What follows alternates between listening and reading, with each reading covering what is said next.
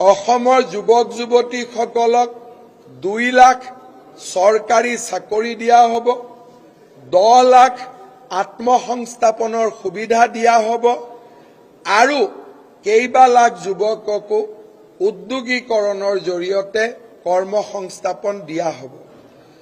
অসমৰ আই মাতৃসকলৰ বাবে আমি আৰম্ভ কৰা অৰুণোদয় যোজনাক 3000 প্ৰতি মাহে 3000 টকালৈকে পৰ্যায়ক্ৰমে লৈ যাবলৈ চেষ্টা কৰা হ'ব। 40 লাখ উদ্যমিতা অভিযানত 10,000 টকাৰে উপকৃত হোৱা আই মাতৃসকলক পুনৰবাৰ 25,000 টকা আগবঢ়োৱা হ'ব। চাহ বাগিচাৰ লোকসকলক আমি ভূমিৰ অধিকাৰ দিছো। ভূমিৰ অধিকাৰ দিয়াৰ সমান্তৰালভাৱে তেখেতসকলক আমি প্ৰধানমন্ত্ৰী আৱাস যোজনাৰ একোটাকৈ ঘৰ দিয়াৰ বাবে আমি প্ৰচেষ্টা কৰিম।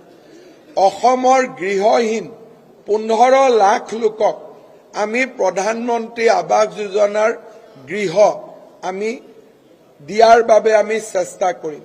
চাহ বাগিচাৰ শ্ৰমিকৰ মজুৰি বৰ্তমানৰ 280 টকাৰ পৰা পৰ্যায়ক্ৰমে 500 টকালৈকে লৈ যোৱাৰ বাবে আমি প্ৰচেষ্টা কৰিম। ৰাজ্যত এখন জিলা, এখন মেডিকেল কলেজ, এখন বিশ্ববিদ্যালয়, এখন engineering college, 1 district, 1 medical college, 1 university, 1 engineering college, এই নীতিক আমি প্ৰৱৰ্তন কৰি তাক আগুৱাই লৈ যোৱাৰ বাবে আমি প্ৰচেষ্টা কৰিম।